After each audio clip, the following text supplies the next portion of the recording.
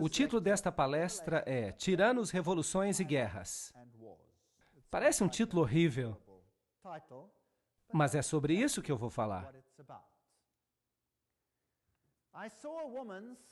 E vi uma mulher sentada sobre uma besta escarlate, cheias de nomes de blasfêmia. Apocalipse 17:3. Aqui temos uma igreja que controla a besta escarlate.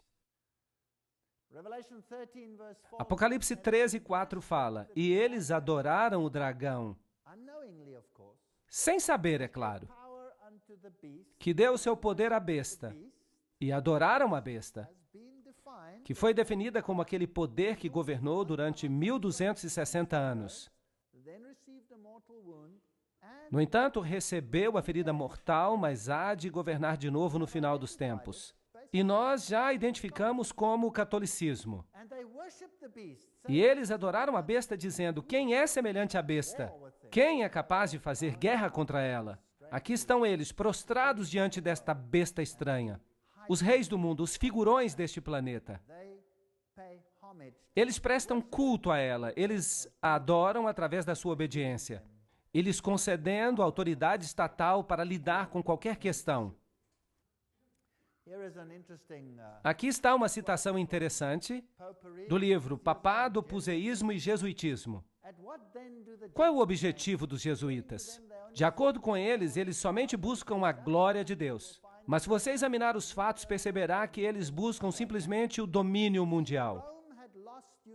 Vejam que Roma perdeu o domínio universal durante a Reforma Protestante. Isso se tornou um grande problema. Um grande problema.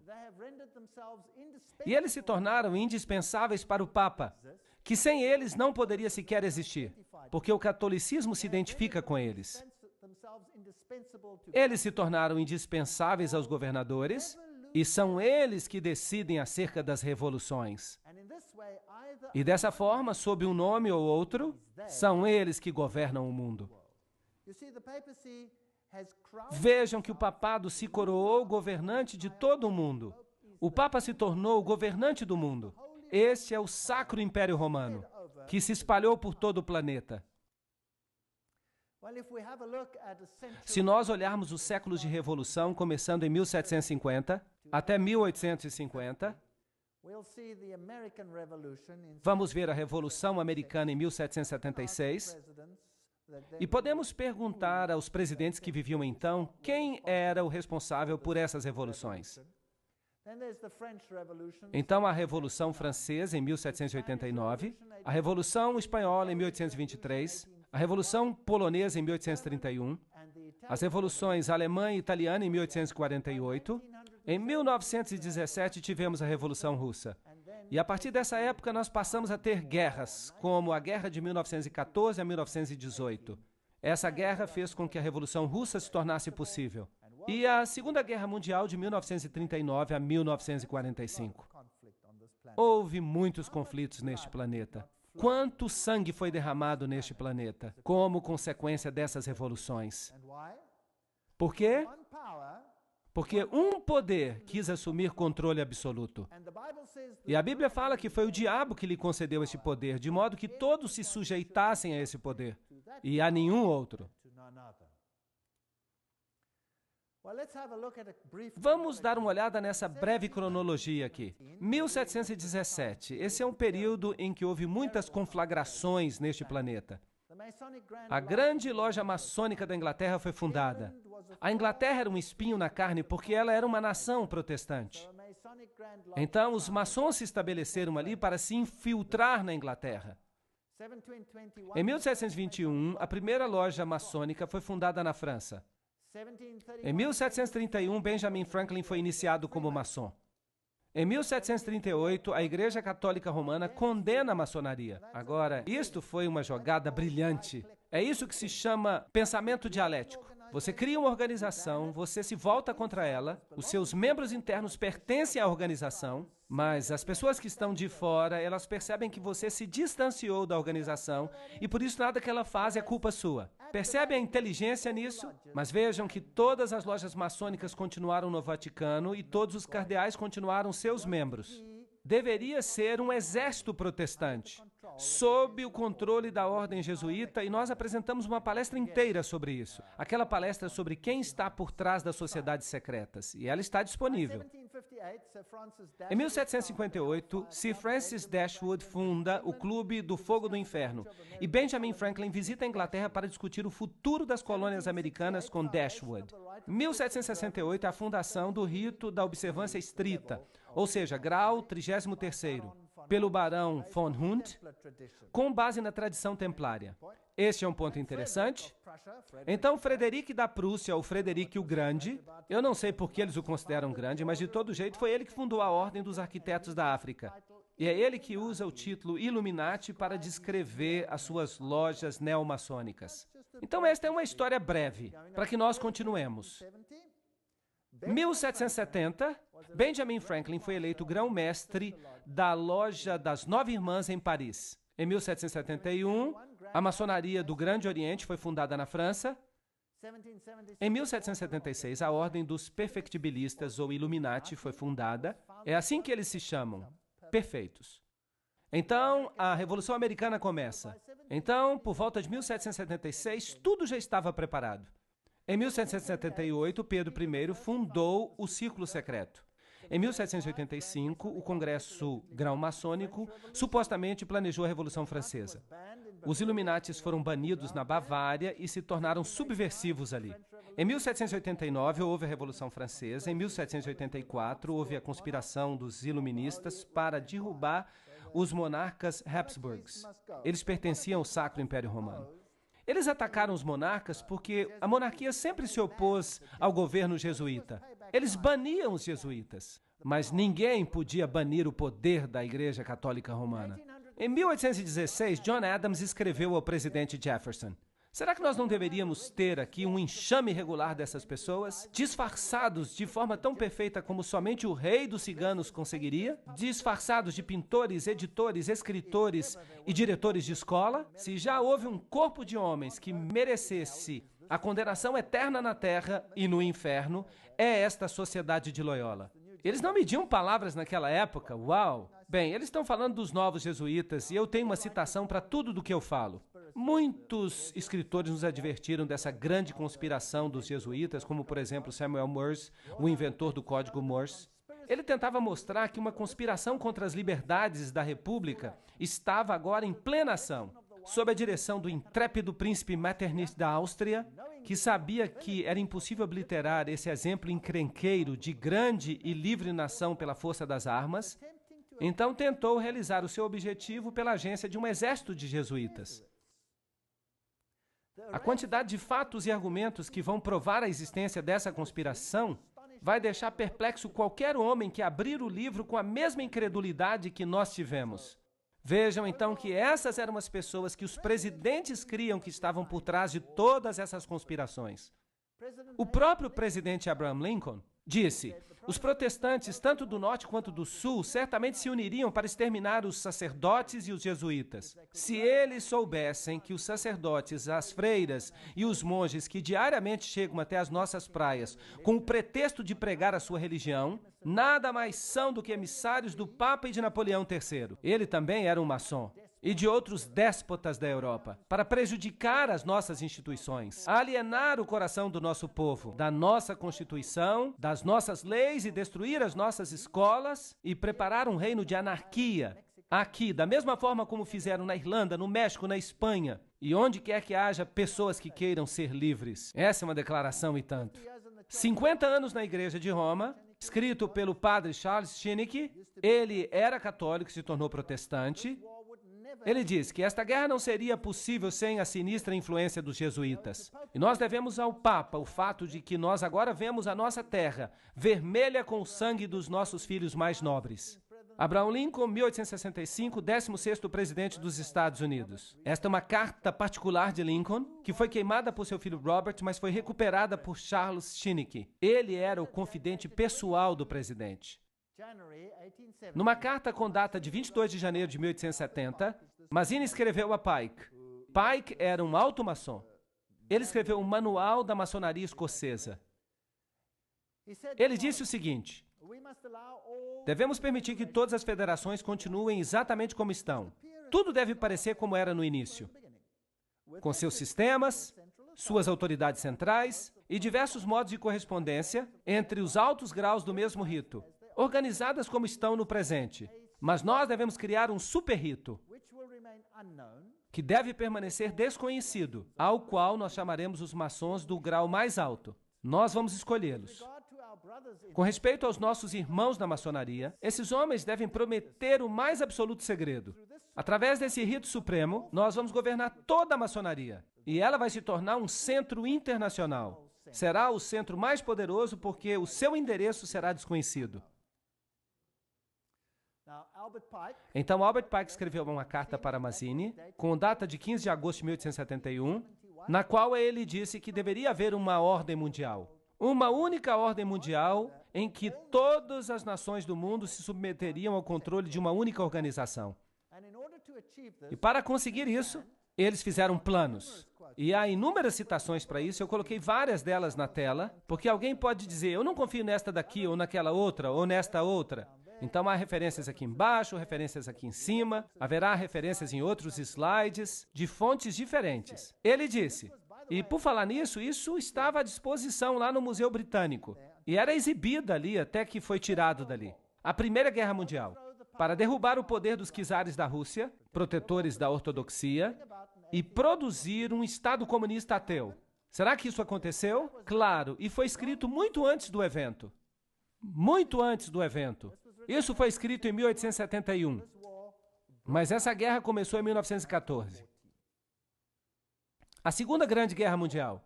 Isso também foi escrito muito antes do evento. Fazer guerra entre a Grã-Bretanha e a Alemanha para fortalecer o comunismo como antítese da cultura judeu-cristã e produzir um Estado sionista em Israel. Será que eles conseguiram alcançar esse objetivo? Sim. De fato, depois dessa guerra, Israel assumiu a forma presente, sob a proteção da Inglaterra. E então, interessante, uma terceira guerra mundial, uma guerra no Oriente Médio envolvendo o judaísmo e o Islã, e escalando para dimensões internacionais. Isso é fascinante. Você acha que esta é uma das cartas? O que você acha? Sim, parece que nós estamos na trilha certa. Então veja aqui uma outra citação, se alguém não quiser acreditar na primeira citação. Mazzini e Pike desenvolveram um plano para 3 guerras mundiais para que eventualmente toda a nação pudesse dispor a entregar a sua soberania nacional a um governo mundial. A Primeira Guerra deveria terminar o regime dos czares na Rússia. A Segunda Guerra deveria permitir que a União Soviética controlasse a Europa. A Terceira Guerra Mundial deveria ocorrer no Oriente Médio entre os muçulmanos e os judeus e resultaria no Armagedon. Interessante. Agora, como eles pretendiam fazer isso? Vamos ler o que Albert Pike escreveu sobre essas guerras e como essas guerras seriam desencadeadas. Aqui está uma citação. Devemos desencadear os nihilistas e os ateus. Vejam, o destruidor e os ateístas. E provocaremos um formidável cataclisma social, que em seu horror mostrará claramente às nações o efeito do ateísmo absoluto, a origem da selvageria e o tumulto mais sangrento. Então, por toda parte, os cidadãos obrigados a se defenderem contra a minoria dos revolucionários exterminarão esses destruidores da civilização. E a massa, desiludida com o cristianismo, receberá a luz pura através da manifestação universal da pura doutrina de Lúcifer. Será a destruição do cristianismo e do ateísmo. Ambos serão conquistados e exterminados ao mesmo tempo. Que plano inteligente! Então você esfrega os 2 sistemas que você criou, um contra o outro, e você criou o ateísmo como antítese contra a cultura judeu-cristã, e você faz com que haja uma colisão entre os 2, até que eles se destruam. E disso você vai obter uma nova ordem mundial e uma nova religião, que será muito mais esotérica e honrará a Satanás. Esse não é um plano muito esperto? Bem, ele tem alcançado sucesso. É por isso que em latim, ordo ab cao, a ordem que vem do caos. Esse é o lema que a maçonaria usa. Aqui está um de seus documentos, lembram-se? E eu tirei essa foto numa loja maçônica. E Weishaupt, o pai do jacobinismo, Lembra-se que falamos sobre isso quando abordamos Apocalipse capítulo 11? O jacobinismo foi o poder que desencadeou a Revolução Francesa. Falamos sobre isso na palestra de Apocalipse 11. Queda da Bastilha, a liberdade e a razão como deusa, substituindo no trono o cristianismo. Então o cristianismo foi removido e começou um novo reino. A monarquia foi deposta. Luís VI e sua esposa perderam a cabeça. Maria Antonieta foi decapitada. E isso acabou com a monarquia. Então Robespierre, que era o líder dos clubes jacobinos, iniciou um reino de terror. E o derramamento de sangue, a sua violência, não tem rivais no que nós já vimos antes. E Voltaire foi o principal filósofo da Revolução Francesa. E vocês podem procurar em qualquer enciclopédia britânica. Essa enciclopédia vai lhe dizer quem era Voltaire. O que ele era? Jesuíta. Eles vão dizer que ele era um jesuíta renegado, que deixou a Igreja Católica Romana para escrever contra ela. Não, não, não. Ele estava simplesmente desempenhando o seu papel com perfeição, porque eles estavam estabelecendo uma antítese. Vocês se lembram do voto que o jesuíta faz? Que eu vou ficar dos dois lados e vou fazer isso com perfeição, desde que no final das contas a Igreja-mãe vença. Bem, segurar uma caneta é estar em guerra. No contrato social, o homem nasce livre. Por toda parte, ele está em cadeias. Um homem pensa que é mestre dos outros, mas ele permanece mais um escravo. Isso é verdade, mas e se você tiver criado a escravidão? Para criar a miséria, para causar a revolução. Será que isso é possível? Então, os filósofos se unem e eles escrevem uma nova Constituição. É a origem dos direitos humanos. Declaração da Revolução Francesa no século XVIII. A Declaração dos Direitos Humanos, o olho que tudo vê e pertence a Lúcifer, a serpente com a cauda na boca, a serpente doadora de vida, serpente eterna, e você tem esse chapéu jacobino esquisito aqui, no topo da espada. E se você observar esse conjunto todo, então você vai ver esse feixe de varas atadas umas às outras. Qual é o nome dessas varas? Vocês se lembram? Fasciae. Fasciae. Um feixe de varas amarradas juntas. E no topo das fasciae você tem esse chapeuzinho estranho. Era um chapéu jacobino. Vejam como ele era. Esta representação é melhor. Também é chamado de capuz frígio. Ele era usado em Roma antiga pelos escravos emancipados, como marca de sua liberdade, mas foi adotado na Revolução como o capuz da liberdade. É isso que eles dizem às massas. Mas eu vou lhe dar o significado real. Aqui está o deus Mitra. E aqui ele está matando o touro. E ele está usando um cachorro, uma cobra e um escorpião. E eles estão abocanhando as partes mais delicadas deste touro. Ele o está destruindo com animais impuros. Trata-se da guerra contra Cristo. Vejam o aspecto do seu chapéu. Seu capuz frígio. Então, trata-se do mitraísmo. E o catolicismo nada mais é do que mitraísmo. O mitraísmo era a religião da Pérsia, era a religião de Roma e é a religião da Igreja Católica Romana. Há 7 graus no mitraísmo. E o grau mais elevado se chama padre. E então você tem uma congregação. Quem na Igreja Católica tem uma congregação e é chamado de padre? O sacerdote. Certo? E ele poderia ser um membro de vários grupos. E também os padres católicos. Eles podem ser o que quer que seja, jesuítas, franciscanos, dominicanos, podem ser membros de qualquer outra ordem. Ciro Grande foi o primeiro a elaborar uma carta com os direitos humanos. A ferida mortal, como nós descrevemos, só para refrescar a sua memória, em 21 de fevereiro de 1798, Papa Pio VI é destronado por Napoleão. O anel foi tirado do dedo e ele morreu no exílio. Agora pensem nisso. Se Napoleão era um maçom, então ele estava sob o controle de quem? Da ordem jesuíta. Quem enviou Napoleão a Roma para prender o Papa? A ordem dos jesuítas. Por quê? Eu pensei muito sobre isso. Dentro da Igreja Católica Romana, há inúmeras ordens. E nem sempre há uma harmonia perfeita entre elas. De fato, a ordem dos jesuítas gradualmente assumiu o controle das outras ordens. Os cavaleiros de Malta não cederam facilmente. Foi difícil submeter-se aos jesuítas. E os dominicanos, eles batiam cabeça contra os jesuítas. De fato, o Papa tirou a Inquisição dos jesuítas e a entregou aos dominicanos. E isso criou enorme tensão. E na Revolução Francesa foi a ordem dominicana que foi destruída, não os jesuítas. Eles continuavam no controle da situação. Então havia algumas questões dentro da própria igreja, e eles tinham que ser resolvidos para obter todo o controle da situação. E de fato, no Concílio de Trento, muitos católicos se levantaram e falaram: a palavra, e somente a palavra. Não pensem que tudo que já aconteceu na Igreja Católica foi sempre contra a palavra. Não. E Martinho Lutero, ele também teve o seu impacto. E então muitos estavam na linha e por isso a Igreja precisou de uma limpeza. Agora, havia outro problema. E o problema é o seguinte: a Reforma havia enquadrado Roma como anticristo. Agora, se a Reforma identifica Roma com o anticristo, qualquer movimento que saia de Roma será olhado com o quê? Com suspeita. Então, por que não aparentemente destruir o papado e fazê-lo ressuscitar livre de tudo aquilo que era contra ele?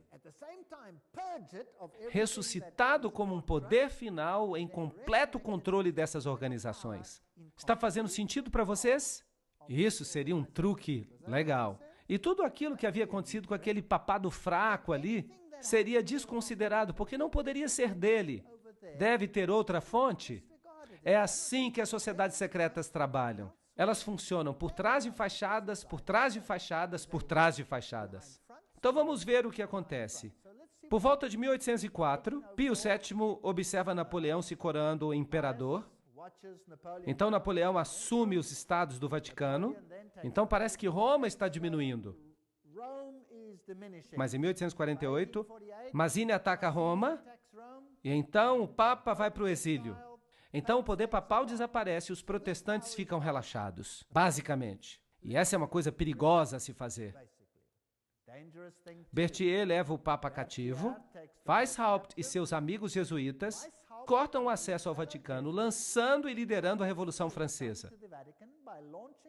Ao dirigirem a conquista de Napoleão da Europa Católica e, eventualmente, fazendo com que Napoleão colocasse o Papa Pio VII na cadeia em Avignon, até que ele concordasse, como preço da sua libertação, a restabelecer a ordem jesuíta. Os jesuítas haviam sido banidos mesmo na Igreja Católica. Imaginem isso! E eles se tornaram subversivos. E houve uma guerra, mas talvez eles tivessem sido banidos para dar a impressão de que havia uma guerra, porque você nunca pode estar seguro. Porque essas pessoas mentem muito. Eu estou falando da história, do que aconteceu. Essa guerra jesuíta contra o Vaticano foi terminada pelo Congresso de Viena e pelo Tratado de Verona, um tratado secreto de 1822. Vejam que isso é uma citação, eu só estou usando citações, eu não estou inventando nada. Depois que o Papa Pio foi liberto da prisão de Napoleão, ele formalmente restaurou a ordem jesuíta com uma bula papal. A bula é a declaração mais forte que o Papa pode fazer. Em 1814, e o Papa acrescentou, nessa bula, se qualquer pessoa tentar de novo abolir a Sociedade de Jesus, ele incorrerá na indignação do Deus Altíssimo e dos santos apóstolos Pedro e Paulo. Talvez isso tenha sido uma artimanha, um jogo, talvez tenha sido real. Não importa, nós nunca vamos saber a verdade, até que a cortina seja removida um dia. Mas, supostamente, liberdade religiosa. E os revolucionários foram para as ruas. E eles fizeram o que achavam que deviam fazer.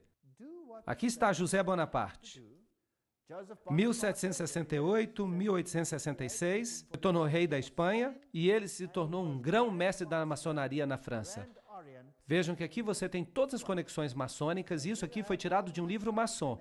São todas fontes maçônicas. E Napoleão era ele mesmo um alto maçom. Estava agora travando guerra em toda a Europa, estava exterminando as monarquias, e então ele entrou em guerra contra a Inglaterra. Agora, quem é que estava no controle da Inglaterra nesse momento? Os maçons. Então nós tivemos a Batalha de Waterloo. E aqui estão os generais. Os generais que lutaram dos dois lados. Michel Ney e von Kraut. Estes estavam do lado de Napoleão. Este era um alto maçom, este era um alto maçom e Napoleão era maçom. Do outro lado, o general Blücher. E quem sabe falar alemão vão se lembrar de um provérbio alemão que significa que o general Blücher foi aquele que deu mais trabalho para Napoleão. Ele era um alto maçom. G. von Scharnhorst também era maçom. Eram todos maçons. E essa guerra, será que ela era de fato uma guerra? Ou era uma guerra de mentirinha? E quem foram aqueles que orquestraram a Primeira Guerra Mundial? Kaiser Guilherme I, o que ele está usando? Ele está usando o avental de maçom. Ele era um maçom, era isso que ele era. E aqui está o Kaiser Frederico o Grande. Vocês estão vendo que ele também está vestido como maçom?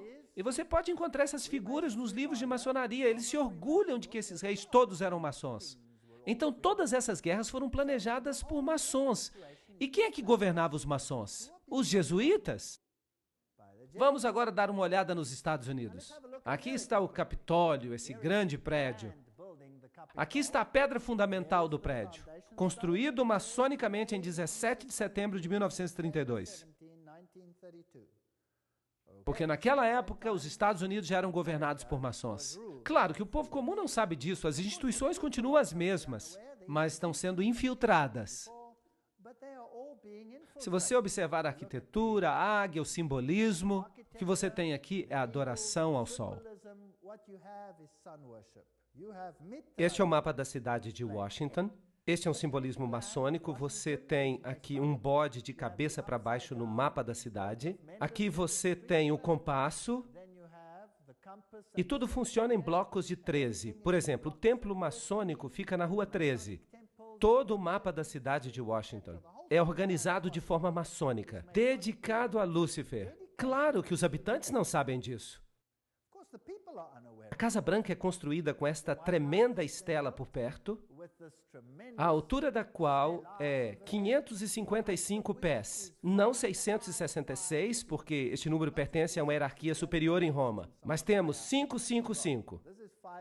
Não é interessante que Hollywood também usa o número 555? Vocês já notaram que quando eles estão mostrando um programa de televisão, o número telefônico disponível é sempre 555, blá, blá, blá, blá e outra coisa? O número é o número de Hollywood. O nome Hollywood significa a madeira que é usada para fazer o bastão de uma bruxa. É um número dedicado a Lúcifer, um número de bruxaria. Mas isso não nos interessa agora. Aqui está a estela. Quem construiu os alicerces da cidade? Foram os maçons, então vamos ver o significado disso. Aqui está a enciclopédia da maçonaria. Esta vai ser a nossa fonte agora. Os obeliscos foram originalmente construídos em honra ao Deus Sol. Essa conexão vem da adoração egípcia ao Falos. Bem, aqui é o membro masculino. E ele está na Casa Branca. Bem, nós não temos que continuar por muito tempo, porque ele é dedicado a Ísis, a Osíris. Bem, aqui está a estrutura. Agora, a estrutura militar é um pentágono, que é o centro mais alto do pentagrama, no qual 13 bruxas ficariam, de modo que elas consigam propagar uma maldição. Então, esta também é uma estrutura com tons de bruxaria. Bem, é apenas um edifício, mas tem algumas conotações. Bem, também a França, que tem uma nova filosofia, uma ordem para o novo mundo, e ela enviou aos Estados Unidos um presente, a Estátua da Liberdade. Então vamos perguntar à Unesco o que ela significa. A Unesco diz, os 7 raios de sol que emanam do halo de Mitra, aqui está o deus Mitra, simbolizam o seu triunfo sobre as forças das trevas. Agora, vocês precisam entender. Lúcifer diz que Miguel e seus anjos representam as forças das trevas e que Jeová é o diabo. Isso não é terrível? Lembram-se disso? E aqui está a Unesco nos dizendo que a cabeça da Estátua da Liberdade é adornada com 7 raios de mitra. Aqui está a tocha de Lúcifer. Porque não interessa se Lúcifer é homem ou mulher, porque Lúcifer é androgênico. Aqui está a pedra fundamental, neste lugar, em 5 de agosto de 1884. A pedra fundamental do pedestal da Estátua da Liberdade, clareando o mundo, isto é, iluminação, foi lançada com uma cerimônia por William Brodie, grão-mestre dos maçons. E aqui está o símbolo maçônico. Então, a Estátua da Liberdade é maçônica. E tudo vai parecer maçônico à medida que nós continuarmos. Texe Marrs escreve que, pairando sobre as águas brilhantes mas poluídas, ela segura em seu braço estendido e na sua mão uma tocha de fogo e luz. Um presente da ordem maçônica, os herdeiros modernos da herança Illuminati. A Estátua da Liberdade foi esculpida por Frédéric Bartholdi, membro da loja maçônica de Alsácia-Lorraine, em Paris, França. A estátua é significativa para as sociedades secretas que estão planejando a nova ordem mundial. E continua. Por volta de 1854, Pio proclamou a concepção imaculada da Virgem Maria. Maria sempre esteve no catolicismo romano. Mas agora Maria está sendo colocada no centro e está sendo legitimada como a Mãe de Deus e como uma entidade celestial. Em 1869, Pio reúne o primeiro Concílio Vaticano em Roma e em 1870 o dogma da infalibilidade papal é publicado. Agora temos um outro Deus na Terra. Esse é o triunfo do ultramontanismo. Os jesuítas passam a garantir que todo o poder se concentra nas mãos de um homem. O que acontece então? Em 1917, a Revolução Russa. E você tem então uma mensagem de Fátima. Há uma ligação com o Islã aqui. Na próxima palestra vamos falar exatamente disso. A Rússia se converterá. O Santo Padre consagrará a Rússia a mim. Então houve uma visão do inferno e então há uma visão de que o presente Papa sofrerá um ataque na tentativa de assassiná-lo. E aquilo aconteceu. Bem, não é difícil, você planejou tudo desde o início, dizer o que vai acontecer. Percebem? Não é muito difícil. Vamos então ver agora os paralelos entre a Revolução Francesa dos Jesuítas e a russa. Eles funcionam assim. As duas revoluções se basearam nos escritos comunistas dos maçons, Voltaire e Marx. Os jesuítas aperfeiçoaram o comunismo em seus sítios no Paraguai. Eles testaram no Paraguai se funcionaria ou não. Eles o aperfeiçoaram lá. As duas revoluções saquearam as igrejas estatais, as duas revoluções terminaram com a monarquia. Em ambos casos, as dinastias Bourbon e Romanov haviam expulso os jesuítas. Eles foram embora nos dois casos, e eles não queriam arriscar de novo. As duas revoluções produziram repúblicas apenas na forma, mas tinham monarquias absolutistas no poder. Eram controladas pelas pessoas que estavam no poder. As duas revoluções declararam o ateísmo como a religião do Estado. As duas revoluções realizaram um reino de terror com uma polícia secreta de inquisição.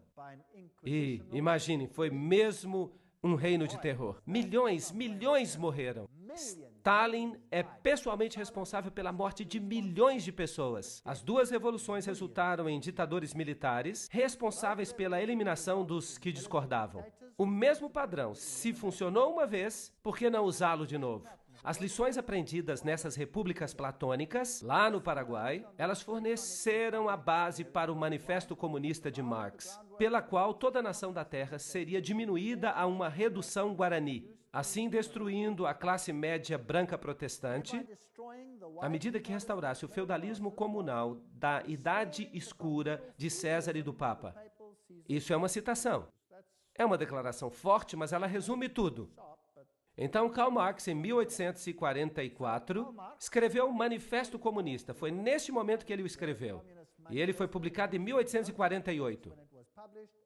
Em 1928, um concílio papal na Alemanha influenciou o Partido Católico de Centro, tornando-o de direita, e ajudou a promover Hitler ao poder. Agora, quem é Adolf Hitler? Em 1929, Pio dissolve o Partido Católico.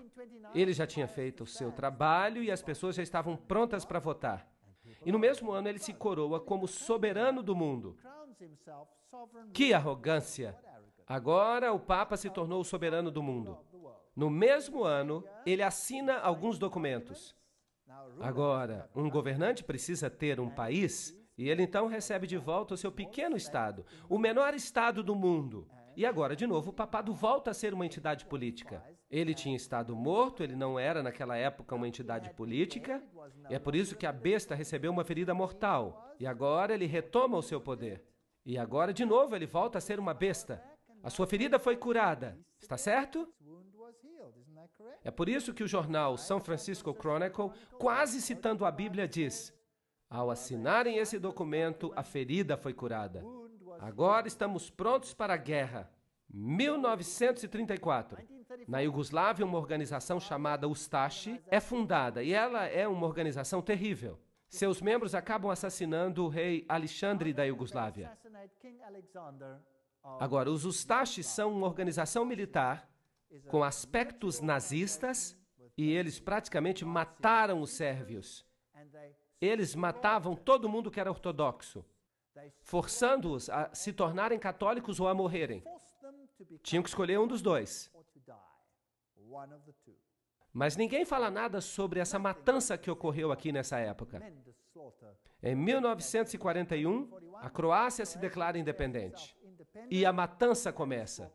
Este é o homem que é agora Papa, o cardeal, o secretário de Estado Eugênio Pacelli. Aqui está a sua família, todos com conexões maçônicas. E eles também têm o Banco de Roma à sua disposição. E eles têm o dinheiro de Rothschild. E Rothschild tem conexões maçônicas. E aqui está Pio XII após a sua eleição. O seu claustro tem o número simbólico 13. É um número muito importante na maçonaria. E produziram para ele um selo com um triângulo maçônico. E aqui está ele com o símbolo maçônico, assim como Alexandre disse que tinha. E algo mais. A partir desse momento, o Papa passa a usar o éfode, uma pequena placa que era usada também pelos sacerdotes de Israel. Agora vamos fazer uma pergunta a Albert Mackey, um maçom do 33º grau, para explicar para nós o que isso significa. E ele diz: o sumo sacerdote da loja maçom do Arco Real de 1859 a 1865, nos Estados Unidos, declara na sua obra padrão, aqui está ele, é ele que declara, que o sumo sacerdote da loja maçônica do Arco Real oficialmente usa o éfode. Então, quem é o sumo sacerdote da maçonaria? Ali está ele, o Papa. Bem, Pacelli visitou os Estados Unidos e conversou com este homem, o presidente F.D. Roosevelt. Notem que esta aqui é a foto de uma loja maçônica que talvez nunca devesse ter sido mostrada ao mundo, e talvez eles estejam zangados porque ela se tornou conhecida. Mas ela mostra Roosevelt em sua roupa maçônica. E aí está ele com o seu capuz na cabeça. Aqui está recebendo um aperto de mão maçônico. Percebem como o aperto de mão maçônico é? E numa próxima palestra eu vou falar sobre o que tudo isso simboliza. Por que eles estão usando esses capuz? E ele nomeia Myron Taylor como emissário especial ao Vaticano. Vamos olhar agora uma lista dos líderes políticos da maçonaria nos Estados Unidos. Eu só vou fazer citação de fontes diferentes, de páginas da internet. Vocês podem verificar isso, só para mostrar quem está no controle atualmente. Nós vamos passar rapidamente por esses nomes, mostrando os graus nos quais se encontram. Bill Clinton, 33º grau. Newt Gingrich, 33º grau. Bob Dole, 33. Jack Kemp, 33. Storm Thurmond, 33. Colin Powell, 33. Jesse Helms, 33. Barry Goldwater, 33. Al Gore, maçom, talvez grau 33. Aqui está outro James Monroe, Andrew Johnson, James Garfield, McKinley, Roosevelt, é claro, William Taft, Franklin Roosevelt, Harding, Lyndon Johnson, Gerald Ford, Ronald Reagan, George Bush, todos eles, Yitzhak Rabin, Yasser Arafat, Príncipe Philip, Duque de Kent e muitos outros. Aqui está outra fonte, Saddam Hussein, isso é interessante.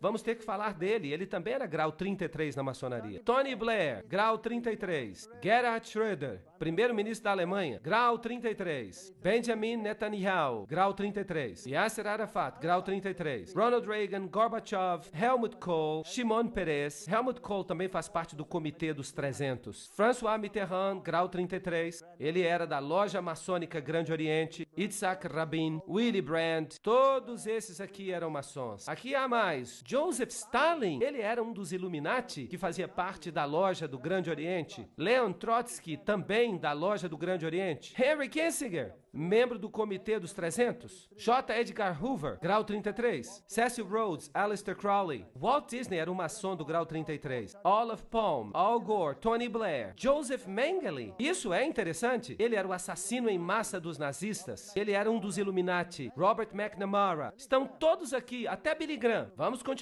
John Glenn, Buzz Aldrin. Todo mundo que já fez uma viagem até o espaço precisa ser maçom. Dos graus mais elevados. Edgar Mitchell. Vamos continuar. Francis Bacon, Lord David Owen, todos os grandes negociadores. Richard Holbrooke. Eu só estou passando por alguns. Alan Greenspan, Peter Wallenberg, a Rainha Elizabeth, que é a rainha dos Bilderbergers.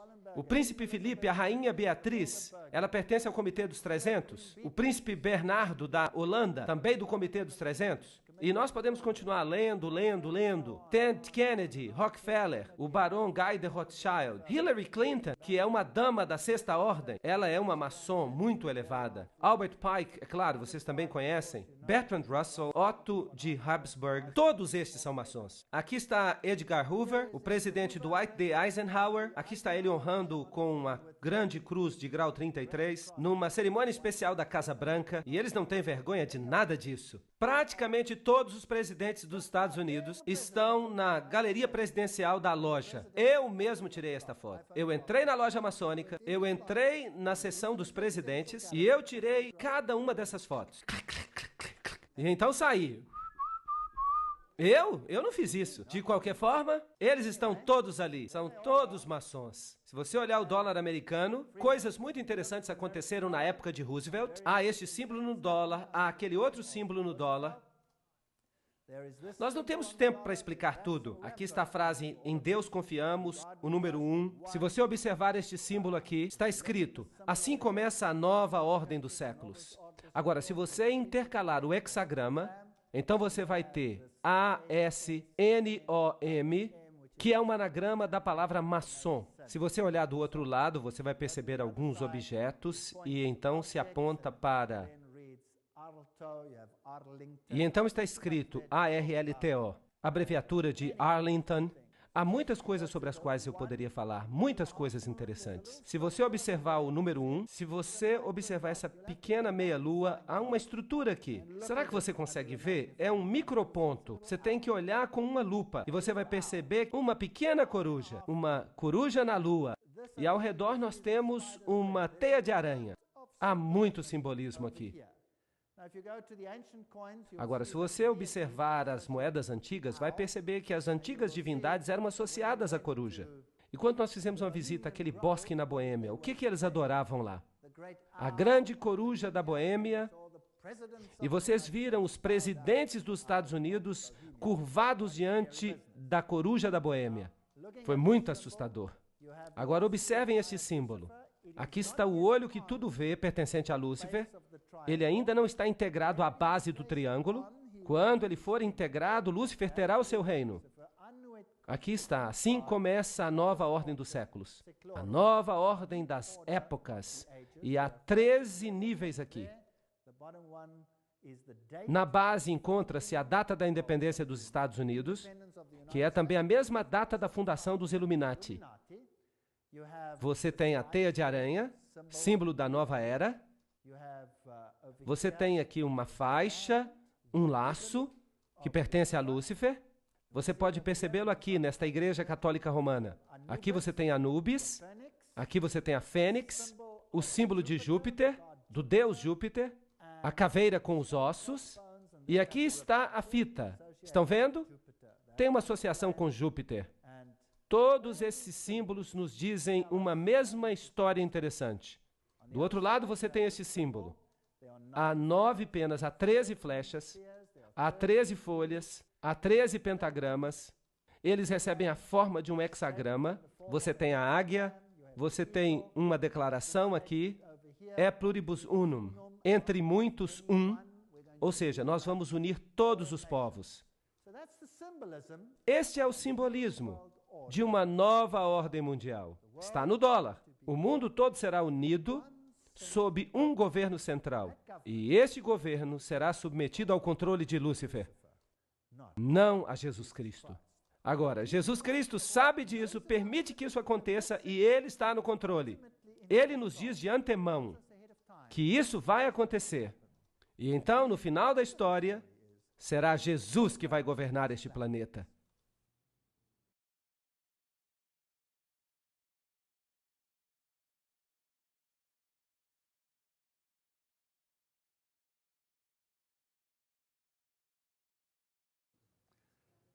Na sessão anterior, estávamos vendo o simbolismo na nota de dólar. E vimos todos esses símbolos. Tudo é maçônico. E esses símbolos apareceram na nota do dólar depois da época de Roosevelt. Apocalipse 13:11. E eu vi outra besta vindo da terra, e ela tinha 2 chifres como de um cordeiro, e ela falava como um dragão. Vamos tratar desta profecia em detalhes, em uma outra palestra. E ela exercita toda a autoridade da primeira besta, e nós vamos descobrir que se trata do catolicismo romano, e faz com que a terra e seus habitantes adorem a primeira besta, cuja ferida mortal foi curada. Aqui temos um aliado protestante que vai reforçar as ordens católicas. Mas eu vou falar sobre isso em outra palestra, que se intitula Duas Bestas que Ficaram Amigas. Até a arquitetura é interessante.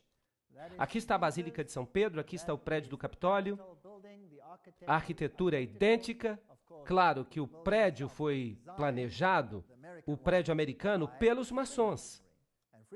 E quem é que controla os maçons? A ordem dos jesuítas. Agora vamos observar um pouco o simbolismo aqui. Vamos ver umas questões interessantes. Agora estamos prontos para a Segunda Guerra Mundial. E aqueles países que vão desempenhar os papéis mais importantes são os aliados. Este homem aqui, Winston Churchill, e ele era o quê? Maçom do grau 33. Nós já vimos o presidente Roosevelt na sua roupa de maçom. Ele era maçom do grau 32 ou 33. E aqui temos Stalin. Claro que ele era membro da loja do Grande Oriente. Isso significa que ele era maçom de grau 33. Todos do mesmo lado. Trecho de um relatório do embaixador Harriman em Moscou ao Departamento de Estado no dia 30 de junho de 1944. Stalin pagou tributo à assistência oferecida pelos Estados Unidos à indústria soviética antes e durante a guerra. Ele disse que cerca de 2/3 de todas as empresas industriais na União Soviética foram construídos com a ajuda dos Estados Unidos e sua assistência técnica. O outro terço com a ajuda inglesa. Então, quem construiu a União Soviética? Quem a construiu? O Ocidente. O Ocidente a financiou e construiu. Aqui você vê Winston Churchill na sua loja maçônica druida, com todos os seus amigos druidas ao seu redor. Bem, eu estou falando de fatos reais, eu não estou fazendo conjecturas. Você se lembra de Pearl Harbor?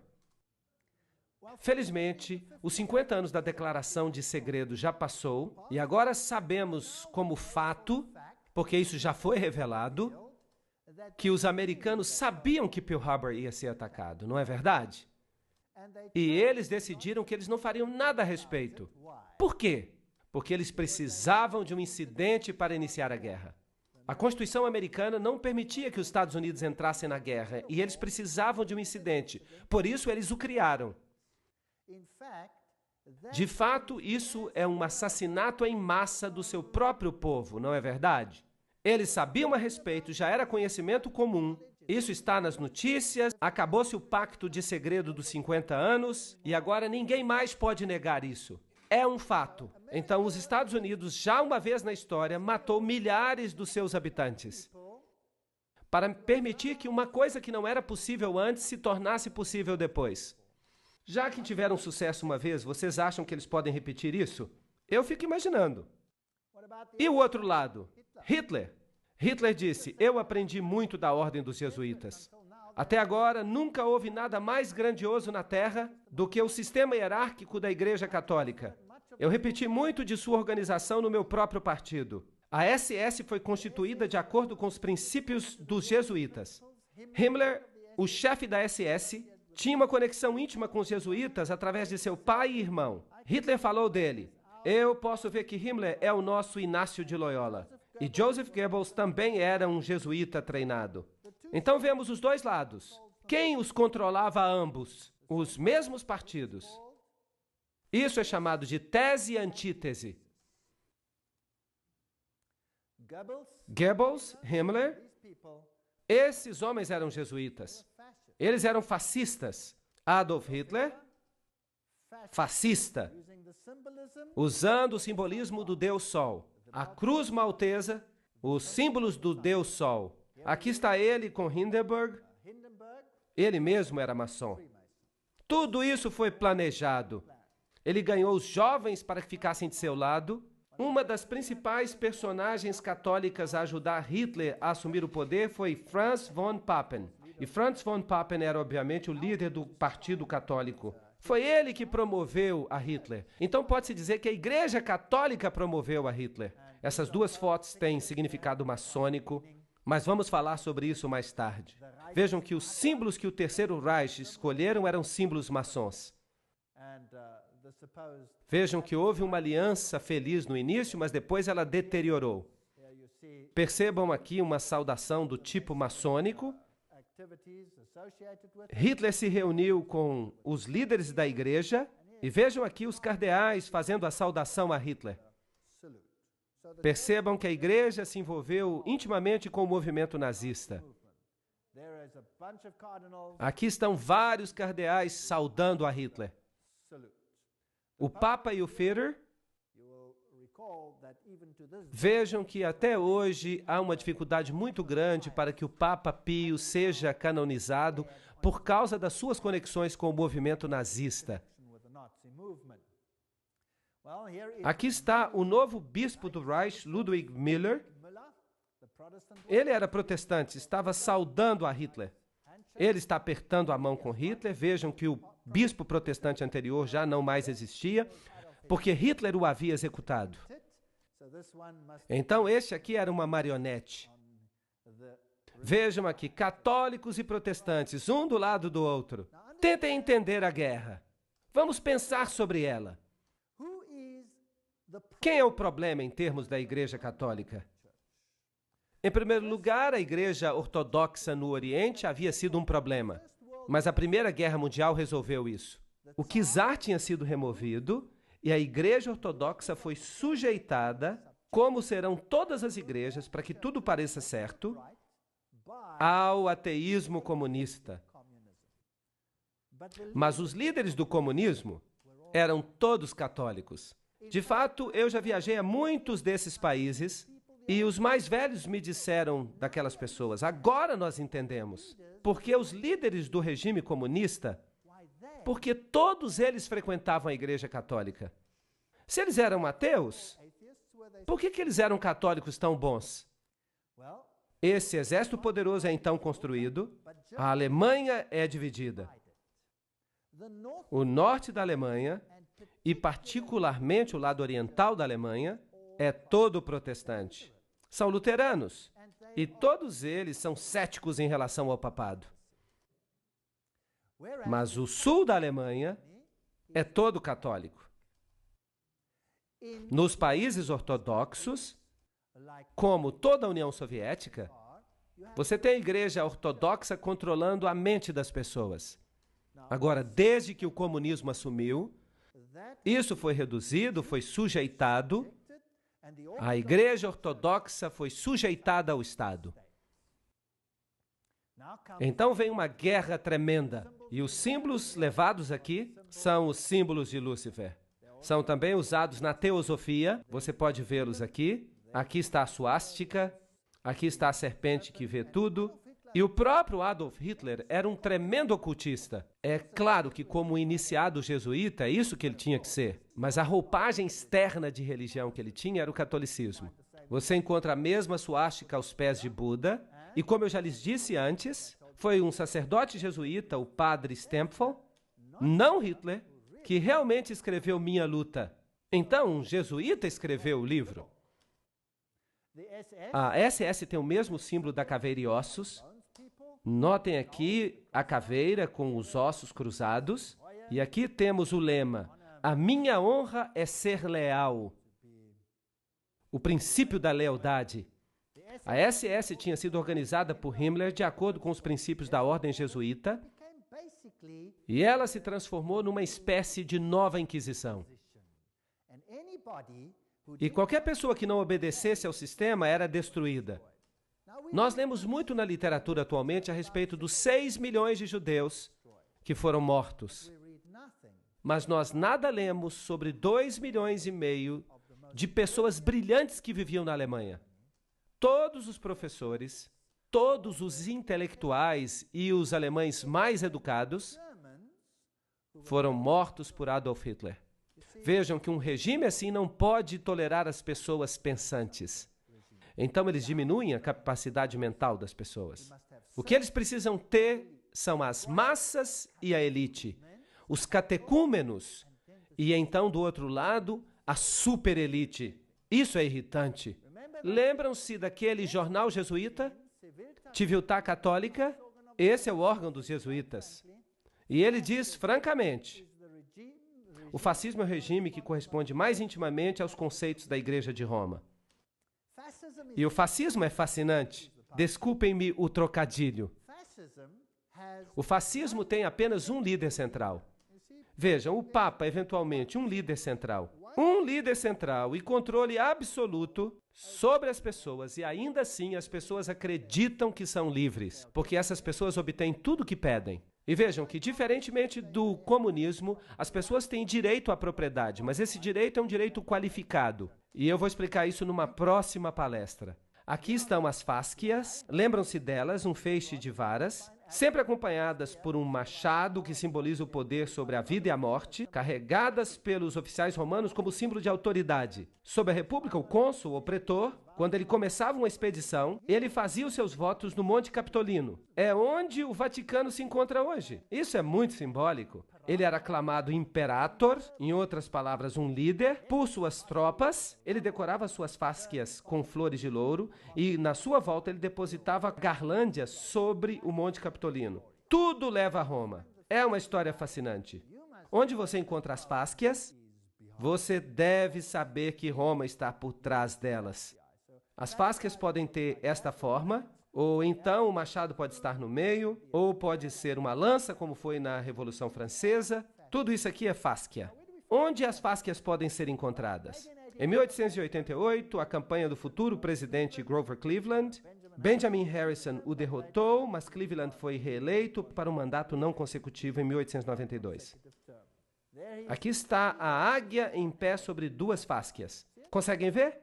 Fascismo oculto nos Estados Unidos. Vocês sabiam que os Estados Unidos deveriam estar tão longe do fascismo quanto o Ocidente é do Oriente? Bem. Não é fascinante que, se você olhar o Capitol e você for bem alto lá no edifício, você vai perceber, aqui temos fáscia. Então, eventualmente, os Estados Unidos vão se tornar um país fascista. Ninguém creria nisso. Há 50 anos, há 500 anos, há 10 anos, talvez até mesmo há 5 anos. Mas hoje, o que vocês acham? Será que nós estamos vendo hoje um controle absoluto sobre os indivíduos, assim como acontecia na época da SS? Será que uma nova lei vai aparecer para proteger as pessoas em relação ao Estado? Sim ou não? Vocês já ouviram falar da lei dos patriotas? Muitas leis interessantes vão aparecer. Que tipo de governo é esse? Interessante? Aí está. Vocês sabiam que a fáscia por trás do pódio da Assembleia Legislativa em Washington, D.C.? Nós temos uma espécie de machado de ouro. Sim, o machado das fáscias. Parece que eles sempre souberam isso. Só estão esperando uma oportunidade. Aqui temos moedas romanas antigas com as fáscias. Aqui estão as fáscias atrás de uma moeda de 10 centavos. nos Estados Unidos, com a chama ali. Fásquias também no dólar americano. Aqui temos a insígnia da Guarda Nacional, ela tem fásquias, há fásquias na Estátua da Liberdade. Vamos ler o que Anthony Sutton, lembram-se desse homem? Ele escreveu sobre caveiras e ossos e ele foi educado nas universidades de Londres. Ele era um pesquisador da instituição Hoover, era um homem importante. Vamos ver o que ele tem a dizer. Como a ordem cria guerra e revolução. Nós falamos sobre caveira e ossos. Eles são os Illuminati e eles são os jesuítas. Eles trabalham por trás dos bastidores. A história operacional da ordem só pode ser compreendida dentro do panorama do processo dialético hegeliano. Hegel foi o homem importante que disse que sempre precisamos criar dois opostos, a tese e a antítese. Ele disse, esfregue um no outro, não importa quantas pessoas morram nesse processo. Então você vai conseguir o que você realmente queria. Desse axioma se segue que o conflito controlado pode criar uma história predeterminada. Por exemplo, quando a Comissão Trilateral discute a administração de conflito, nós já lemos esta citação antes, então vamos pulá-la. A síntese, ou seja, a aproximação, buscada pelo estabelecimento, é chamada de nova ordem mundial. Sem administração de conflito, essa nova ordem mundial nunca vai existir. As ações individuais e aleatórias na sociedade jamais levariam a essa síntese, porque elas são artificiais, portanto, elas precisam ser criadas. Você escuta sobre uma guerra aqui, outra guerra acolá, você escuta falando de revoluções. As revoluções precisam ser financiadas, mas ninguém fala sobre quem financia as revoluções.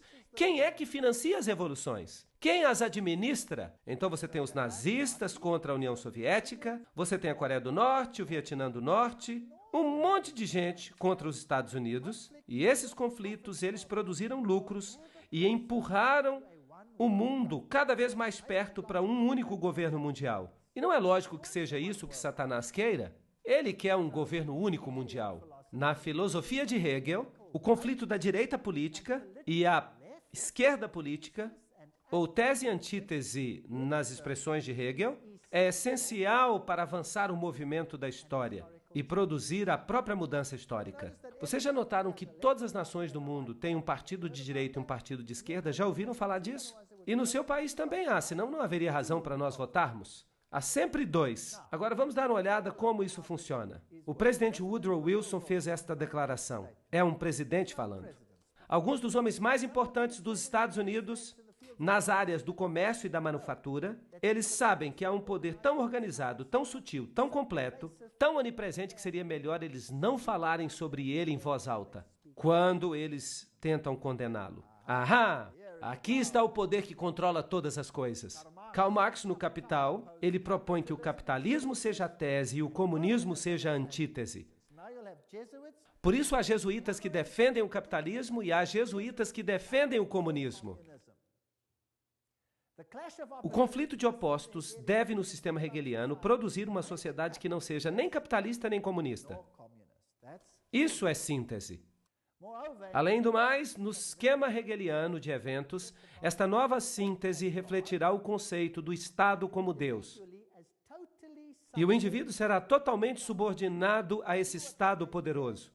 Qual é, então, a função de um parlamento ou de um congresso para os hegelianos? Essas instituições existem meramente para permitir que os indivíduos sintam que suas opiniões têm algum valor e para permitir que um governo tire vantagem de qualquer sabedoria que o camponês pode acidentalmente demonstrar. Certo? Agora vamos ver o que o próprio Hegel fala. Vocês vão ouvir agora o grande filósofo Hegel, a quem todos os políticos se inclinam. Ele diz, em virtude dessa participação, a liberdade e o orgulho subjetivos, com sua opinião geral, os indivíduos podem se demonstrar palpavelmente eficazes e desfrutar da satisfação de sentir que eles valem alguma coisa. Em outras palavras, não passamos de idiotas. Quando você vota, em quem você está votando? Eu vou lhe dizer para quem você está votando. Eu sempre falo isso. Você vota ou para o diabo de rosa ou para o diabo de azul. O voto não faz diferença alguma, é uma anedota. A política é uma piada. A guerra, o conflito organizado das nações para os hegelianos, é apenas o resultado visível do conflito entre ideias. Na opinião de John Dewey, o mais querido hegeliano do sistema educacional moderno, diz: a guerra é o mais eficiente pregador da vaidade de todos os interesses meramente finitos. Ela coloca um fim àquele egoísmo peculiar ao indivíduo, pelo qual ele alega que a sua vida e a sua propriedade pertencem a ele ou à sua família. Entenderam isso? Você pode dizer, claro que Roma não acredita assim. Ah, eu vou lhe mostrar algumas bulas papais que vão fazer os seus cabelos arrepiarem. Compare isso com o espírito e a letra da Constituição dos Estados Unidos. Ela diz exatamente o oposto. Para esses elitistas, o Estado é supremo e a elite autonomeada que governa o Estado age de fato como o próprio Deus na Terra. Os outros não passam de catecúmenos, massa, gado. Os livros das faculdades apresentam a guerra e a revolução como resultados meramente acidentais das forças em conflito. Nesses livros você encontra a evidência de que as revoluções precisam de financiamento e que a fonte desse financiamento é, em muitos casos, Wall Street. Os veículos operacionais para a criação de conflitos. A chave da história moderna está nos seguintes fatos. Os elitistas estão intimamente associados aos marxistas e nazistas. Eles participam dos dois lados, porque o que eles criaram não passa de um jogo. Neste memorando, nós apresentaremos o conceito de que a história mundial, certamente desde 1917, reflete deliberadamente o conflito criado com o objetivo de causar uma síntese, uma nova ordem mundial. Vamos ver como funciona. Aqui está a ordem. A tese é a Rússia marxista. A Segunda Guerra Mundial acontece. A antítese é a Alemanha nazista. Quem os financia? Quem financia os russos? A companhia Guarantee Trust. E quem financia os nazistas? A companhia Guarantee Trust. E então você tem a companhia W.A. Harriman, etc. E você tem as mesmas pessoas deste outro lado. As mesmas pessoas financiam os dois lados. E então você tem a Revolução Bolchevique em 1917. E então em 1933 Hitler sobe ao poder. Há um conflito entre os dois, há muito lucro. E então, o resultado depois da Segunda Guerra Mundial, as Nações Unidas são criadas como primeiro passo para a nova ordem mundial. O financiamento é para os dois lados. Em 1948, a corrida armamentista. Em 1950, Maria passa a receber peregrinações. Em 1950, Francis Matthews diz que é necessária a guerra nuclear com a Rússia e começa a disputa entre os dois. Vejam quantas pessoas foram mortas por Stalin. Entre as 1.766.188 vítimas até o início de 1922, cifras obtidas dos documentos soviéticos, cerca de 5.000 eram sacerdotes, professores, freiras, etc., da Igreja grega. Mas logo a perseguição se estendeu aos milhões de luteranos, reformados, batistas, metodistas e especialmente os cristãos menonitas. A circulação da Bíblia não foi apenas proibida, mas passível de exílio. Foi isso que Stalin fez. Stalin matou milhões.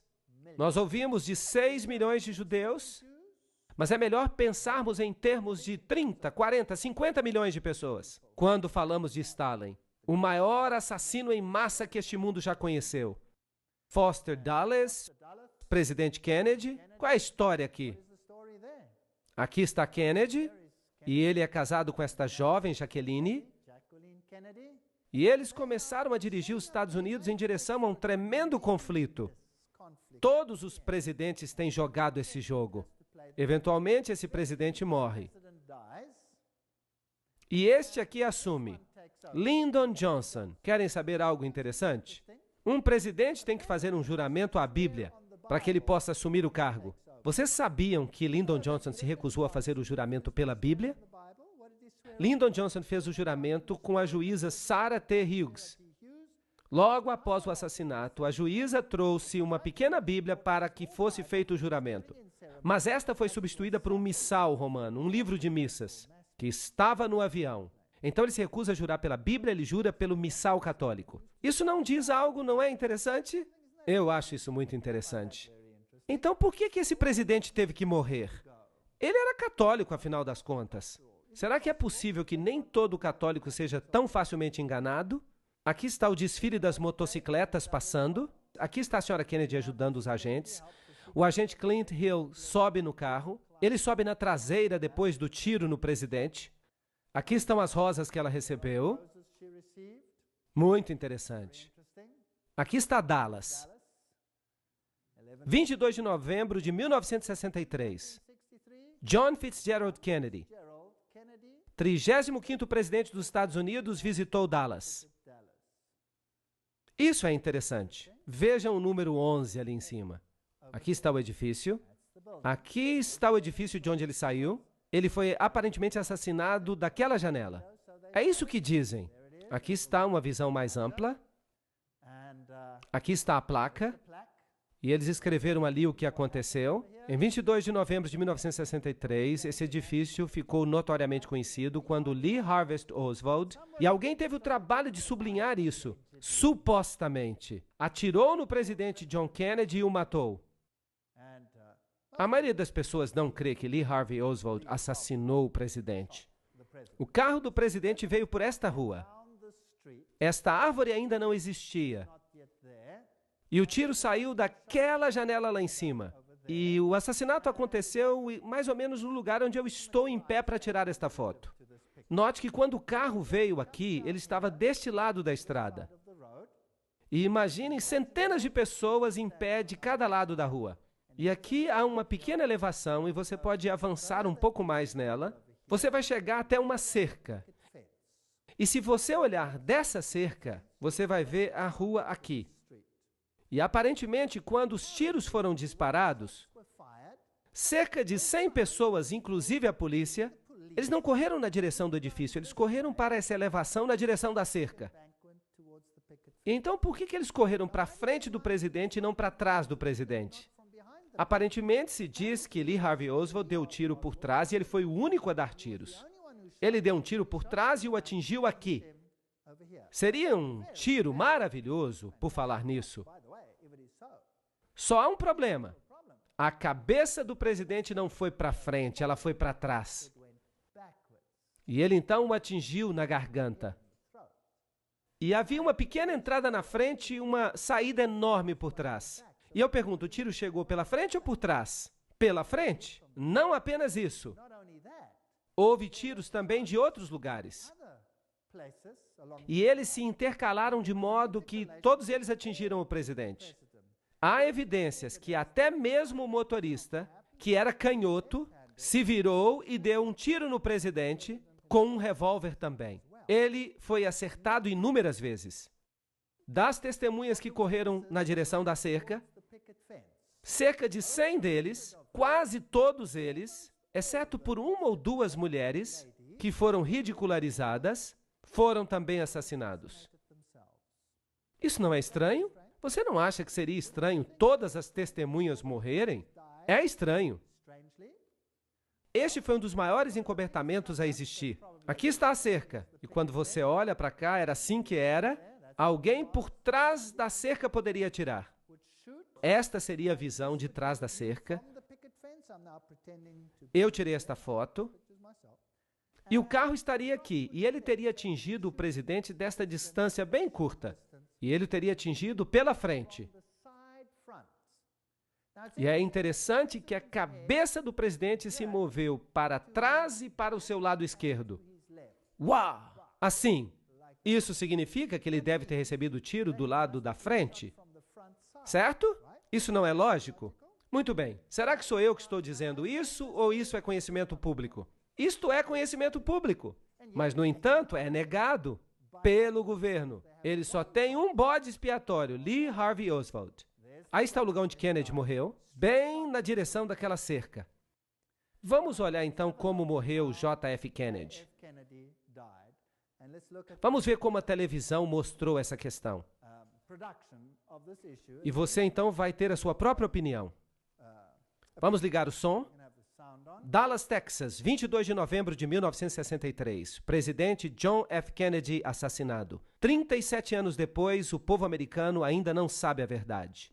Vamos voltar àquele dia de Dallas. O dia foi 22 de novembro, o horário logo antes do almoço. O primeiro disparo foi ouvido quando as motocicletas se aproximavam da praça. Aqui, as motocicletas violaram as regras do próprio serviço secreto. Quando o carro virou, ele diminuiu a velocidade de 60 para 15 km por hora. Foi aí que os disparos foram ouvidos. Por 6 segundos, os ocupantes do carro de Kennedy foram atingidos por balas. Kennedy colocou a mão na garganta. Então sua cabeça explodiu. Por causa da grande força, ela se moveu para trás e para a esquerda. Só aí o carro do presidente acelerou. Lyndon Johnson, o novo presidente, criou uma comissão federal para investigar o caso. A comissão Warren nos deu a versão oficial. Lee Harvey Oswald tinha agido sozinho. Mas se todos os tiros vieram de trás, por que então a cabeça do presidente se moveu para trás? E por que tantas pessoas, inclusive a polícia, não correram em direção ao armazém de livros onde Lee Oswald estava, mas na direção da cerca? Se a comissão de Warren estava certa, por que tantas testemunhas disseram ter visto algo completamente diferente? Do relatório oficial, cerca de 177 pessoas morreram simplesmente porque sabiam demais. No momento em que Kennedy foi morto, criou-se um grande encobertamento. As testemunhas foram ameaçadas e muitas foram mortas. Jean Hill, entrevistada logo após, um tiro foi ouvido e ele pôs a mão no peito. Então houve um intervalo. E então 3 ou 4 tiros foram ouvidos de novo. Nessa hora, a escolta acelerou. Conosco agora está Jean Hill, que estava mais perto do carro do presidente no momento dos disparos do que qualquer outra pessoa. A senhorita Hill é uma professora primária em Dallas e ela tem vivido sob o medo de morrer nos últimos 29 anos. Eu entendo que 2 homens que se diziam agentes do serviço secreto entrevistaram você logo depois do assassinato. O que eles perguntaram? Eles me perguntaram o que eu tinha visto, eu disse a eles. Eu tinha visto o presidente ser atingido, eu tinha visto o atirador e que eu tinha ouvido de 4 a 6 tiros. Mas eles me disseram que eu não tinha ouvido mais do que 3 tiros. Você foi entrevistada por outros policiais? Sim, eu fui entrevistada por um outro inspetor. Ele tentava o tempo inteiro desacreditar as coisas que eu dizia. Ele me acusava das coisas mais ridículas, de ter um caso fora do casamento, que eu estava buscando publicidade e que eu era uma mentirosa. Nós encontramos os fatos reais e certamente ninguém, nos 25 anos que se passaram, refutou as nossas conclusões básicas. Foi o inspetor que inventou a teoria da assim chamada bala mágica. Ele diz que a mesma bala passou por Kennedy e pelo governador do Texas, John Connally. Mas a bala foi encontrada mais tarde, virtualmente intacta, na maca de hospital de Connally. A verdade, se ela tivesse sido conhecida, se ela tivesse saído, teria revelado que foi uma conspiração. Uma conspiração para matar o presidente e ela necessitava de um bode expiatório, alguém que pudesse levar a culpa. Havia coisas demais que nós não deveríamos ter visto, como o teste de parafina dado a Oswald, que provou conclusivamente que Oswald não tinha disparado o rifle naquele dia. Ou a câmera espiã encontrada em posse de Oswald, que lhe havia sido dada pelo governo americano. Ou a carta de Oswald ao nosso senhor Hunt, pedindo a sua próxima missão. O único Hunt que nós conhecemos neste caso é Howard Hunt, da CIA, que tinha um escritório juntamente com Oswald em Nova Orleans. O escritório pertencia a Guy Bannister, um membro do FBI. Não apenas o endereço dele estava nos panfletos favoráveis a Castro de Oswald, mas a conta que Oswald usava para imprimir os panfletos pertencia à CIA. Howard Hunt com a CIA, Guy Bannister com o FBI e Lee Harvey Oswald, todos no mesmo escritório. Aqui está uma teoria de como o presidente Kennedy foi morto. A escolta de Kennedy deveria virar 2 vezes, levando diretamente a uma triangulação. O primeiro tiro partiu da cerca, atingiu a Kennedy na garganta. O segundo tiro veio do edifício Daltex, perto do armazém de livros. Ele entrou nas costas de Kennedy. O terceiro tiro veio do canto sudoeste do depósito de livros, no 7º andar. O quarto tiro veio do Daltex. Ele errou por pouco, atingiu o meio-fio, ferindo um transeunte. O quinto e o sexto disparos foram feitos quase simultaneamente, do depósito e da cerca. Ambos atingiram a cabeça de Kennedy. Um da parte de cima, movendo-o para frente, e então, um instante mais tarde, um de cima, movendo-o para trás. Outra teoria inclui o motorista, o agente do serviço secreto William Greer, como um dos atiradores. Observem o motorista atentamente. Aqui você vê o passageiro na frente, virando para trás, olhando para o presidente. Em vez de pulando para ajudá-lo, ele volta-se para frente. O motorista agora está se virando. A arma aparece e ele dispara. Você o verá repetidamente nessas sequências. Kennedy já foi atingido na garganta. Ele está caindo para a esquerda. O motorista agora começa a virar. O seu braço esquerdo passa por cima do ombro direito. E ele dispara agora. De novo você vê o motorista virar. De novo a arma aparece. Ele está se virando de novo. A arma aparece, ele dispara. Você pode ver claramente ele se virando.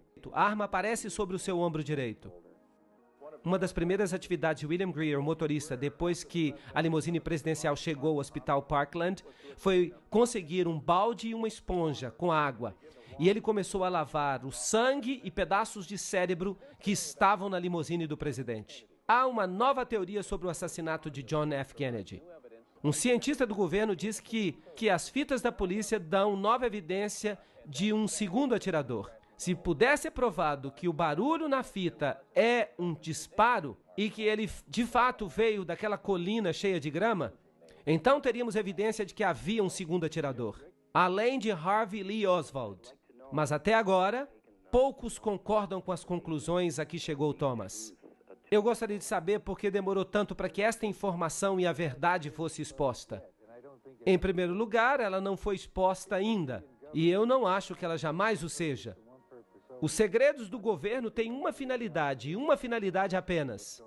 Não é impedir que os inimigos saibam o que está acontecendo, mas é impedir que o povo americano saiba o que está acontecendo.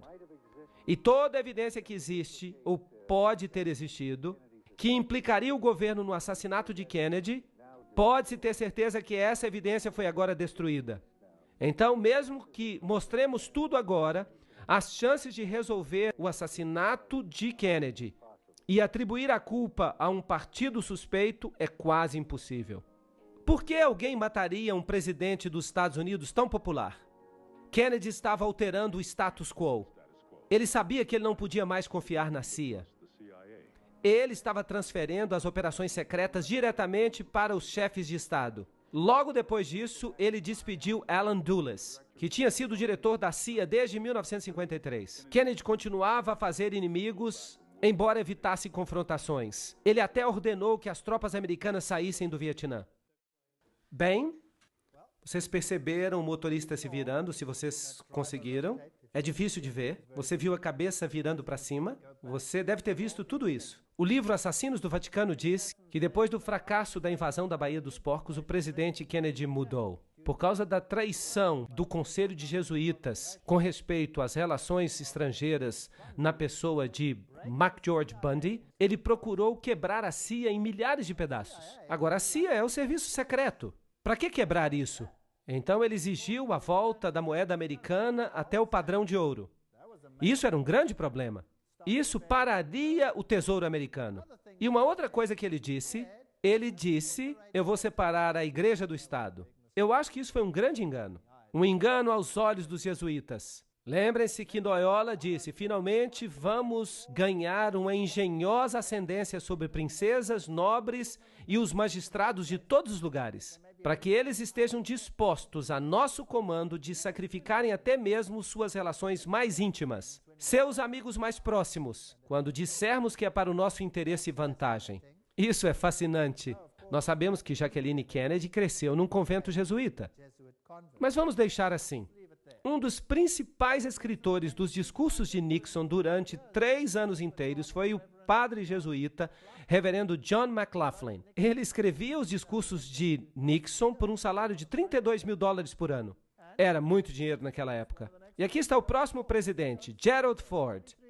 Era um maçom de grau 33. Eu tirei esta foto eu mesmo numa loja maçônica.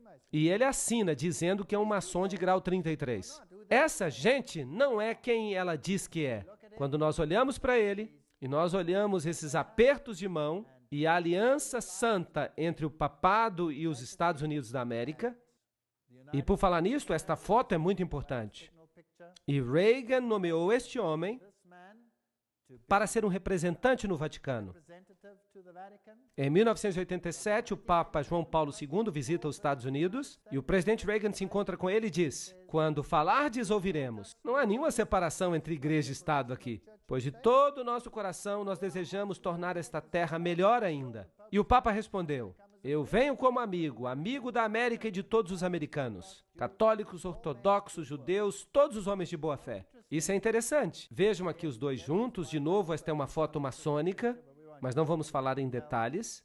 Esta também é outra foto maçônica, mas não vamos entrar nos detalhes. Como é que eles planejavam as viagens deles? Vamos perguntar a eles.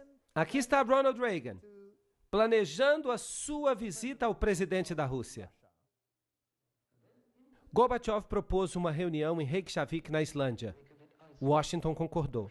Os astrólogos escolheram a data e o tempo da partida e às 9h45 de 9 de outubro, Reagan viajou para Reykjavik. Uau! Ele está agora agindo como Nabucodonosor. Vamos chamar os astrólogos para que eles nos digam quando esta reunião deve ocorrer. Vocês sabem? O 11 é uma data muito importante. Os presidentes morrem nela, os edifícios caem nela. O meu Papa é João Paulo II. Confirmo para vós, como o Papa do meu segredo, o Papa sobre quem eu falo às crianças durante as aparições, o Papa do meu amor e da minha tristeza. É isso que Maria aparentemente disse às crianças, lá em Fátima. Este é o Papa do meu segredo. Significa que Maria havia predito que haveria uma tentativa de assassiná-lo. E os canais modernos, através do Padre Golby, dizem que este é o Papa da promessa. Bem, Malachi Martin, no livro As Chaves deste Sangue, obra aprovada pelo Vaticano, escreve claramente a nova agenda, a agenda do céu, o grande plano de Deus para a nova ordem mundial já começou. E o Papa João Paulo entrará agora na arena, no final do jogo do milênio, como muito mais do que um mero gigante geopolítico da sua época. Ele era e continua sendo o confiante e sereno servo do grande plano. Eles estão usando linguagem maçônica. Ele vai ser o poderoso chefão, o líder. Todo esse derramamento de sangue, todas essas guerras. Na Alemanha, o que aconteceu? O que a guerra fez à Alemanha? A Segunda Guerra Mundial. O norte da Alemanha ficou devastado. Foi uma bola de fogo. E isso era ilegal em todas as convenções. Eles jogaram bombas de fogo no norte da Alemanha.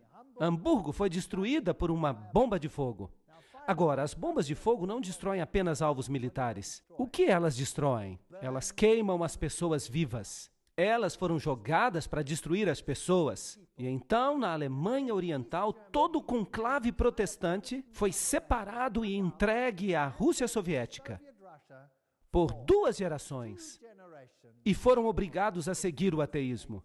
Hoje não há mais protestantes lá. O protestantismo foi destruído, a Igreja Ortodoxa foi subjugada, todos ficaram sujeitos a Roma. Milhões de sérvios morreram. Milhões. Houve uma matança nesses últimos séculos, como o mundo jamais viu antes. Por quê? Para obter total controle do mundo. Vejam o que Gerard Newkirk diz. Nas últimas 2 décadas, especialmente durante a administração de Reagan e os últimos 2 anos com George W., os Estados Unidos estão se parecendo menos com uma democracia e mais como uma criatura fascista altamente evoluída. Isso não é interessante? Eu não estou dizendo nada, eu só estou lendo. Esvaziados das idiosincrasias e dos defeitos de seus progenitores, os que praticavam isso. Esta forma de fascismo tem uma máquina de propaganda que é indubitavelmente a mais eficiente que o mundo já viu. Nós estamos num período de tempo interessante. E aqui nós vemos o George com o Papa. E aqui vemos o primeiro-ministro da Inglaterra com o Papa. Todos esses milhares de pontos de luz. Eles são maçons do grau 33. Eles são membros das caveiras e ossos. São Illuminati. É um maçom de grau 33. Com o Papa.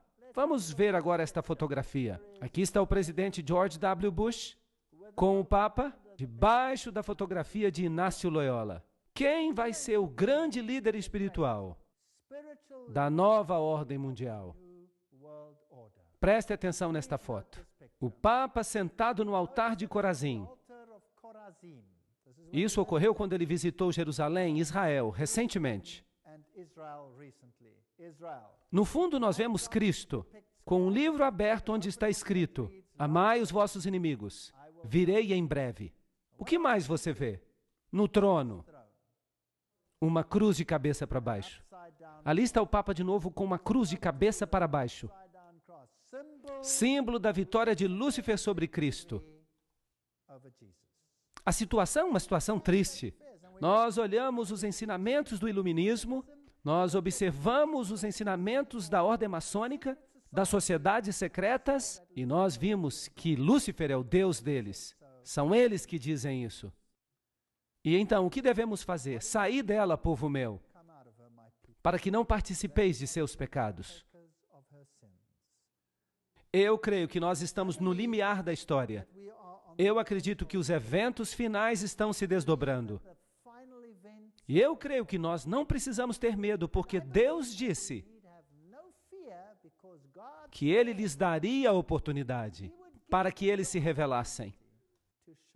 A apostasia final contra Deus vai terminar na maior vitória que o universo já testemunhou. E logo, o reino da glória começará. Bem, se você pensa que nós estamos falando de um futuro distante, eu tenho uma notícia para você. Está às portas. Jesus está voltando. Obrigado.